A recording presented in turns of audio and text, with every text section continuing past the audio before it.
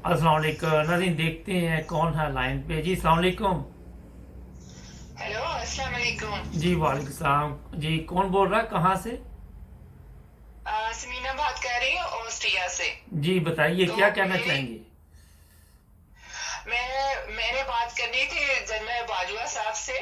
जी। मेरा जनरल बाजवा साहब से सवाल है कि जब आपने अवाम को चोरों, डाकुओं, कातलों और बगैरतों और गद्दारों के हवाले कर दिया है, तो आप यहाँ पे क्या कर रहे हैं? हम्म। आप यहाँ पे क्यों बैठे हुए हैं? आपने क्यों वर्दी पहनी हुई है?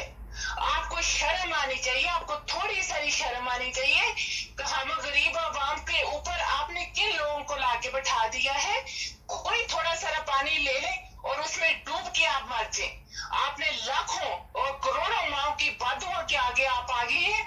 आपको हम लोग दिन रात बदुआएं दे रहे हैं। बाजवा साहब, आपको मैं चूड़ियां भिजवा रही हूँ डायमंड की। आप मुझसे डायमंड की चूड़ियां ले लें और वो पहन ले।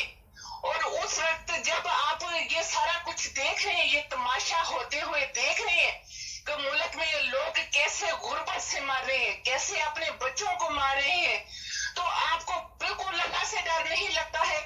आप बिल्कुल अल्लाह को भूल गए हैं या आप अपनी मौत को भूल गए हैं?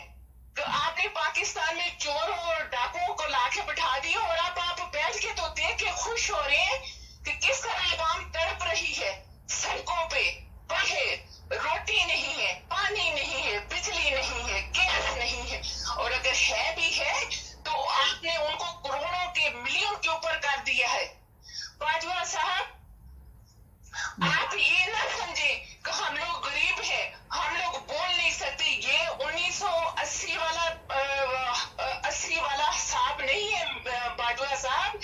ये अब 2005 है। आपको पता होना चाहिए कि जो 8 साल का बच्चा है उसके हाथ में पूरी वर्ल्ड है उसके हाथ में। उसके पास यूट्यूब है, उसके पास फेसबुक है, उसके पास ये है सोशल मीडिया है। आप बाजवा साहब किस किस को चुप कराएंगे और किस लिए चुप कराएंगे? अच्छा ये इससे बताइए। बाजवा साहब, एक तो हमारे लिए 1 मिनट आपने भी दरमियान में आज नहीं बोलना है, जी। क्योंकि हमने चुप रह के इन गद्दारों को अपने सरों पे बिठा लिया। इनके जूते हम लोगों के सरों में डाल दिए। कभी आर्मी को हम कहते हैं कि हम करोड़ों सलाम करते हैं। अगर बाजवा साहब मुझे कहते हैं कि अपने जिस्म पे बांध लो बम और पहुंच जाओ किसी उस जगह पे जो हम लोगों ने, हमारे माँ बाप ने, हमारे दादा दादी, नाना नानी ने आज 1947 में बहनों की इज्जतों को लूटा उन लोगों ने, तो उधर चले जाओ ट्रकों के नीचे। तो बाजवा साहब, हम लोग आज भी आप लोगों से इतना ही प्यार करते हैं, लेकिन आपने हमारे सारे प्यार का बेड़ा गर्क, खाना खराब कर दिया। मुझे तो बाजवा साहब, वैसे आपकी अम्मी को भी आपके ऊपर अफसोस हो रहा होगा। उन्होंने एक गद्दार को पैदा किया। गरीब कौम को देख देख के ना बाजवा साहब, आप ये समझ रहे हैं कि ये तो सारे सून बुकम हो जाएंगे, इनकी तो कोई बात नहीं चलेगी। तो आप ये थोड़ी देर के लिए भूल गए कि बाजवा साहब कब्र में आपने जाना है। हम तो आपके लिए दुआ करते हैं कि अल्लाह आपको कब्र नसीब ना हो, आपको कलमा नसीब ना हो, आपको पाकिस्तान की जगह में आज जहाँ पे आप हैं आपको वहां पे दफनाने के लिए जगह न मिले। जिस तरह आपने पूरी 2 करोड़ आवाम को एक एक गद में खेल दिया, जिनके ऊपर आपने एक गद लाके बैठा दिया है। और आप ये भी समझते हैं कि समझते हैं बाजवा साहब कि अभी भी हम लोग चुप करके बैठे रहे, मतलब अभी भी हम लोग ना बोले कि आप लोगों ने हमसे सूखी रोटी तक छीन ली आवाम से। और बाहर हम लोग अगर बैठे हुए तो बाजवा साहब देखिएगा हम लोग बाहर कितना मिलियन पैसा भिजवा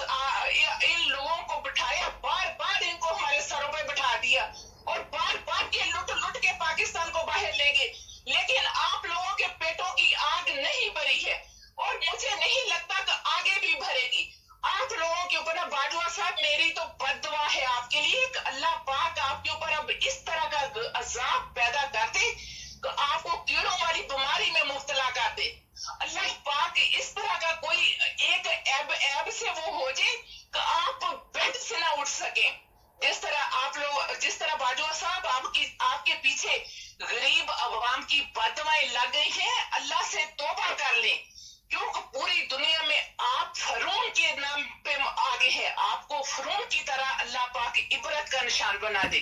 और बाजवा साहब प्लीज वर्दी उतार दें, अल्लाह के वास्ते इस वर्दी को उतार दें। इस वर्दी का आपने कोई हक नहीं अदा किया। आपने जो 40-45 सालों से बार बार लुट के, बाजवा साहब बाहर आके देखे अमेरिका में, उनके घर देखे, उनके बाथरूम में टाइलें लगी हुई है गोल्ड की। और ये मरियम को कहे तू तो इस कदर, तू तो एक इस तरह की गैरत और गंदी औरत है कि तेरा तो मैं एक अनपढ़ हूँ, एक जाहिल औरत हूँ, और मैं तेरा नाम लेना पसंद नहीं करती। मैं मौला साहब का नाम लेना पसंद नहीं करती, मैं जरदारी का नाम लेना पसंद करती, मैं बिलावल भुट्टो हिजरे का नाम लेना पसंद नहीं करती। इन सब के लिए अल्लाह का एक ऐसा अजाब आएगा कि एक डंडे वाली सरकार आएगी, और बाजवा साहब आप उसमें फर्स्ट नंबर पे होंगे, क्योंकि आपने इनको हमारे ऊपर रातों रात बंद कमरों में आपने फैसले किए। आप इनको हमारे सरों पे लेके आए और आपने इनको हमारे सरों पे बिठाया। और देखें अब एक 75 साल का बंदा पाकिस्तान में पापा, वो अपने पीछे रेड़ी बांध के, अपने जिस्म के ऊपर रेड़ी बांध के तो लोहा खींच रहा है। अल्लाह का खौफ करें और बात आ जाए इससे, जो आपने गलती कर ली है इस गलती को सुधारें। और मैं रिक्वेस्ट करती हूँ, मैं बहुत ज्यादा रिक्वेस्ट करती हूँ अपनी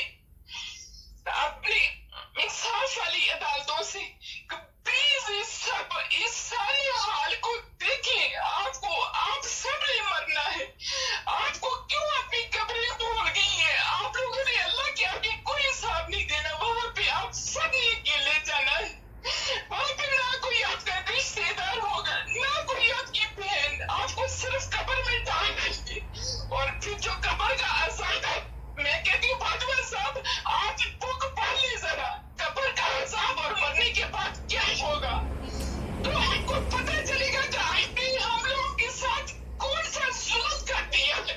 सबसे एक इमरान को निकालने के लिए मैं आपको बताती हूँ, बाजवा साहब मैं इतने साल की हो गई हूँ, मैंने कभी किसी को वोट नहीं दिया। मैंने न जरदारी को, ना मैंने शबाब को, ना नवाज शरीफ को, ना इमरान खान को, लेकिन मुझे अपने मुल्क से प्यार है।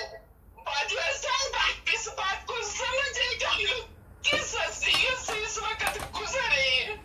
और मैं चाहती हूँ कि ये जो मैं आपको कुछ कह रही हूँ, ये आपकी मां सुने, उसको पता चले कि उसके बेटे से कौन सी गलती हुई है।